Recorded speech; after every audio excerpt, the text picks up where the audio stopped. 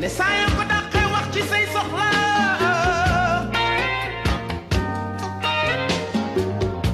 muus mi baax na ci kër gi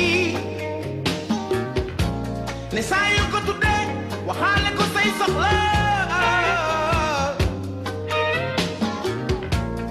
gan gi baax na ci gune kër gi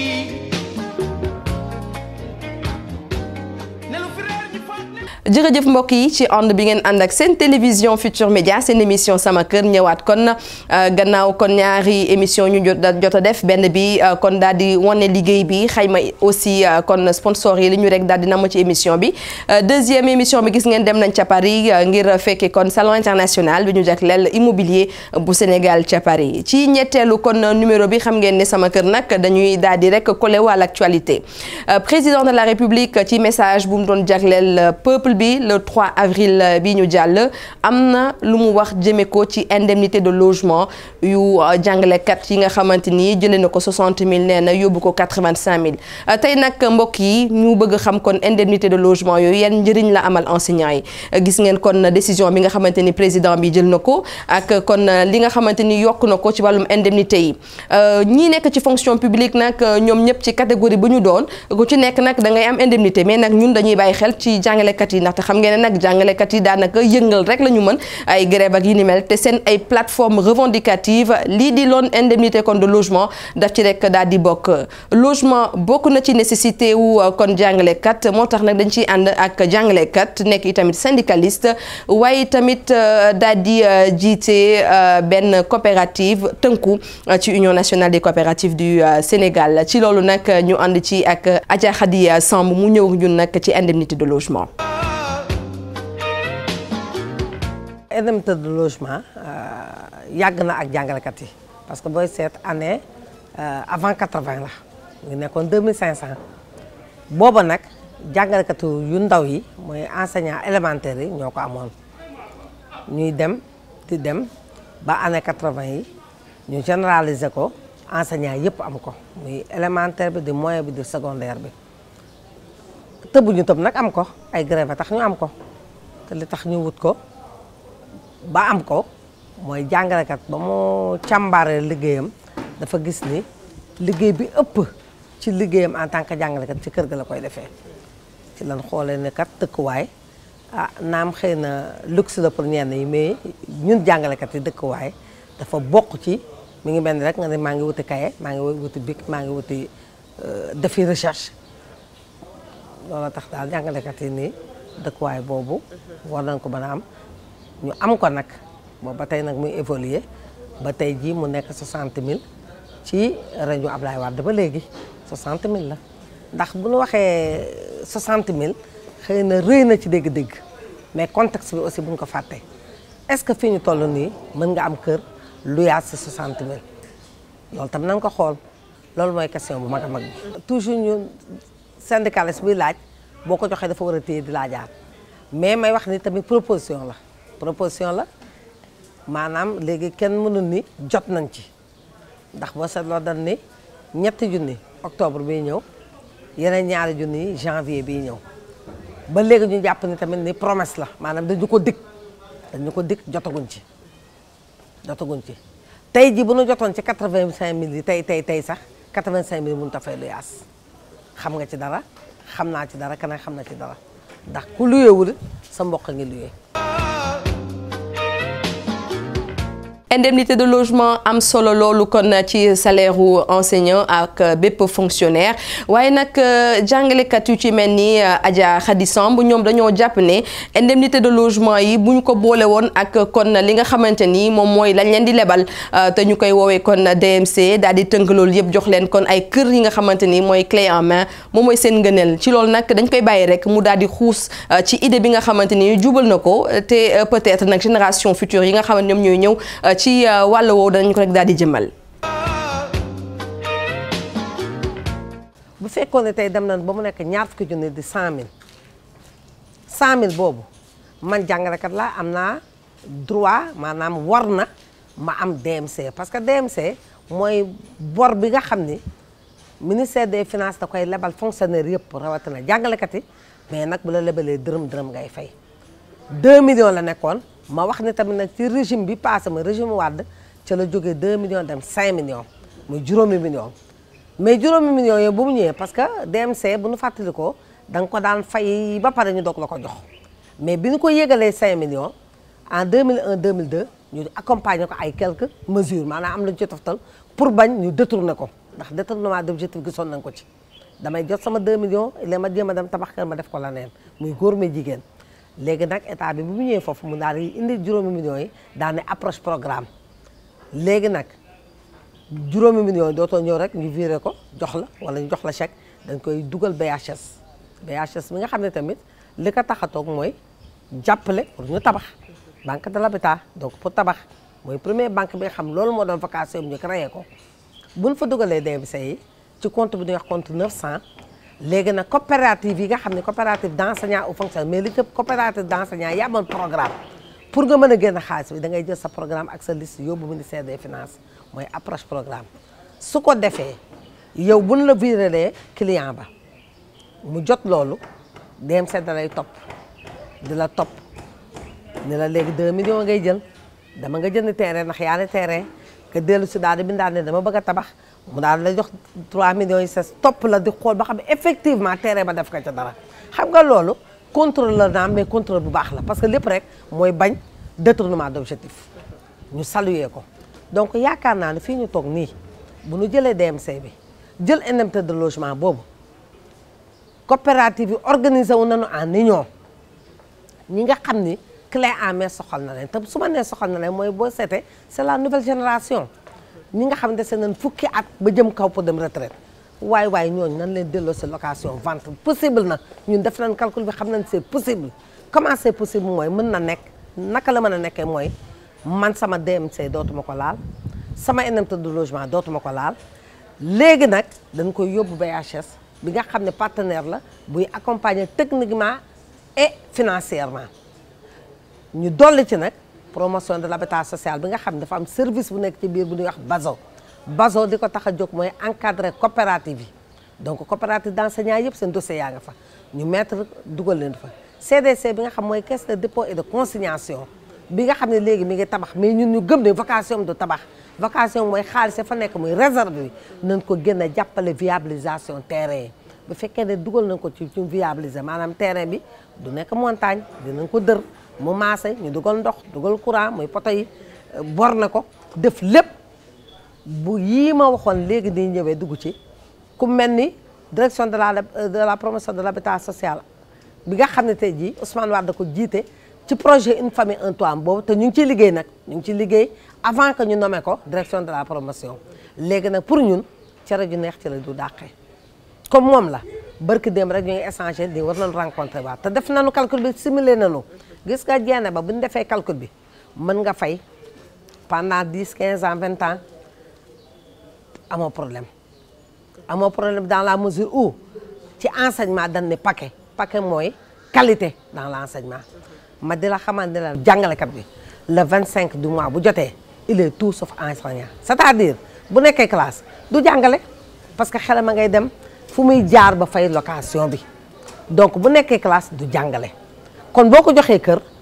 yow jàppale nga jàngalekat bi kat bi mu def li nga xam sant nañ ko muy enseignement de qualité njàngale boo xam dafa mucc ayib su defee enseignement de qualité boobu retournement bi fan lay dem sur le plan économique la parce que ku xëy di nga liggéeyi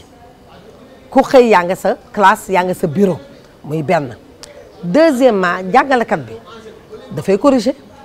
dafay def recherche maanaam day wuti yokk saytu ndax xale yi léegi booy saytu musiba am ndax ñoom dañuy gëstu surtout ak internet bi donc dafay gëstu mooy auto formation yooyu muy def yëpp ak corriger cahier yi fan la koy defee préparation jàngalekat surtout élémentaire dina joxe au moins fukki fiche gën ngaa tuuti wala juróomi fiche wala fukk gën ngaa bari par jour te kañ la koy joxe ajjuma bala muy wàcc la koy déposer ci cahier directeur bu ko tegee ci bureau directeur bi moom la ñuy wax préparation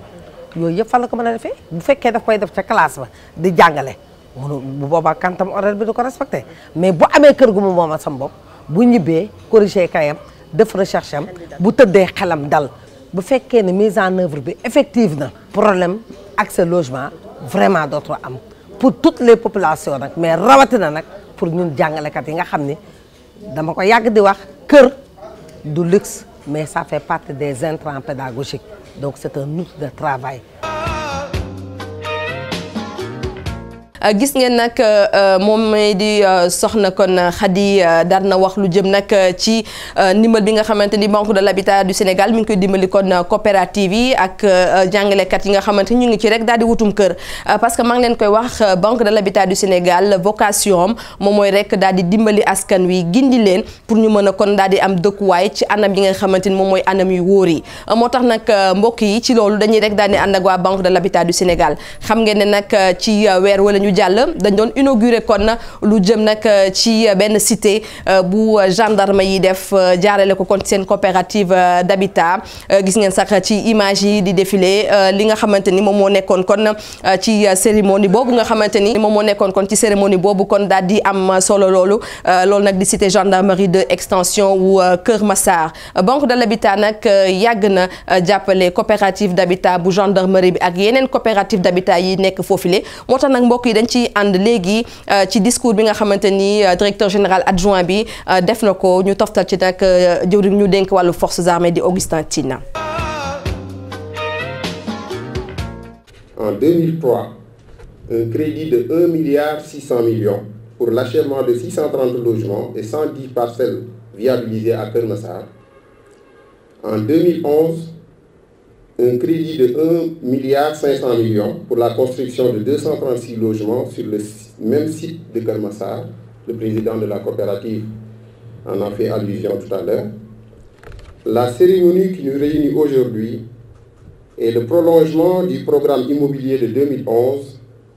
en ce qu'il s'agit d'une cité de 64 logements essentiellement destinés aux membres de la coopérative qui étaient sur la liste d'attente. Cette cité est édifiée sur un terrain de 17 832 m², objet du titre foncier numéro 13 371 DP, dont l'acquisition et la viabilisation ont été entièrement financées par la BHS pour un montant de 403 millions. Cette cité a été réalisée avec un montage inédit, jamais utilisé jusque-là. Pour vous, nous avons mis en place des crédits jumelés pour l'acquisition du terrain par vos membres et sa mise en valeur sans apport personnel, soit un financement à 100% de 407 millions. Ainsi, le coût global du projet s'élève à 810 millions, qui a engendré cette belle cité de 64 logements destinés à nos braves gendarmes qui veillent nuit et jour sur notre sécurité. C'est aussi le lieu de rappeler que la première pierre du projet de construction de 82 logements à Cambérène a été posée il y a 4 mois. Et par conséquent, ce projet devrait bientôt entrer dans sa phase active. Nous souhaitons que cette même cérémonie d'inauguration soit réitérée dans les meilleurs délais sur ce site de Cambérène. gis ngeen directeur général adjoint bu Banque de l'Habitat du Sénégal kaddu yu mu yëkki di kaddu kon njàppale jëmee ko ci bépp coopérative waaye gendarme yi itamit delloo nañu njukkal bu baax Banque de l'Habitat du Sénégal ci loolu nag dañ ciy ànd ak colonel Alioune Gueye moom mooy chef de cabinet du haut commandement de la gendarmerie. En ce moment, des centaines de nouveaux membres se sont inscrits et comptent bénéficier, comme leurs camarades, déjà attributaires d'un logement parmi les 180 prévus sur le site de Ndiakhira. Les dossiers sont prêts et sont en cours d'instruction à la Banque de l'Habitat du Sénégal et certains sont même déjà accordés. C'est pourquoi donc la coopérative d'habitat compte beaucoup sur l'appui de l'État et des collectivités locales pour remplir correctement les missions assignées par le haut commandant de la gendarmerie et directeur de la justice militaire dans sa politique sociale qui est en train effectivement de réaliser le slogan « Un gendarme, un toit ». Outre ce projet, d'autres sont également en cours d'exécution. Il s'agit de la construction de 82 villas de moyen standing à Cambérène, dont la pose de la première pierre a été faite récemment. En ce moment, l'entreprise de construction est en train de s'installer et compte livrer les logements dans un délai maximum de 6 mois. Cette cérémonie d'inauguration dans cette belle cité, qui n'est que le prolongement de 236 logements de la cité Gendarmerie 2, que j'ai moi-même eu l'honneur et le plaisir d'avoir présidé la cérémonie d'inauguration, démontre une fois de plus le dynamisme de la politique sociale du haut commandement de la gendarmerie. En réalisant près d'1 millier de logements sociaux et parcelles viabilisées, vous contribuez résolument à doter les personnels de la gendarmerie d'un toit qui est un patrimoine extrêmement important dans la stabilité et le plein épanouissement des familles de gendarmes, participant ainsi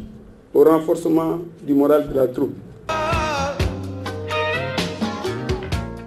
Augustin Tine nag dégg ngeen ni mu wax kon ci bëgg-bëgg yu ñu rek daal di am ngir am yeneen i cité wu gendarmerie loolu nag di rek ñaax ñi nga xamante ni aussi ñoo am coopérative d'habitat ñu gën a bàyyi xel ci banque de l'habitat du Sénégal ñu xam ne banque bi daf fi nekk kon ngir dimbali lépp luy coopérative lépp luy association mi nga xamante ni la ko tax a jóg mooy wut kër ci anam yi nga xamante ni moom mooy anam yu gëne yi dañuy dem ci page publicité ñëwaat.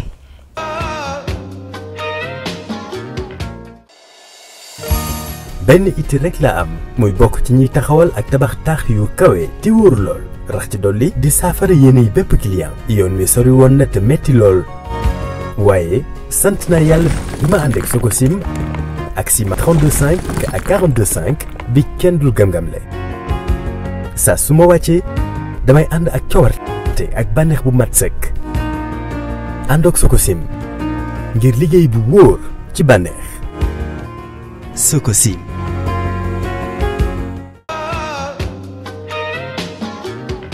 Sococim Industrie bokk ci ay partenaires seen émission sama kër Sococim Industrie nag moom it dafa bokkoon ci benn symposium boo xamante ni dañ ko doon amal ngir rek daal di intéressé wu bu baax a baax ci suufu Diamniadio bi nu mu rek daal di amee complexité parce que ñu ngi ko doon wax suufu Diamniadio nekk na loo xamante ni mën nañ fa tabax waaye tabaxin bi waaye tamit nañu koy rek daal di toppee faw kon ñu daal ci bàyyi xel bu baax a baax rawatina nag ñi nga xamante ni seen xel màcc ci wàllu woowu ñu daal cee liggéey joxe ci itamit seen xalaat waaye bu ñu ne bâtiment bu dëgër bu ñu ne aussi fondation bu dëgër seen xel dafay dem ci Sococim Industrie ñu xam ne loolu moom moo kon daal di wundu seen teewaay foofu kon ci symposium bu ñu jagleel les sols gonflants bu ñu amaloon ci RSF nekk foofee ca Diamniadio waa département wu qualité kon bu Sococim Industrie ña nga foon ñu expliquer un peu seen teewaay ci symposium bi.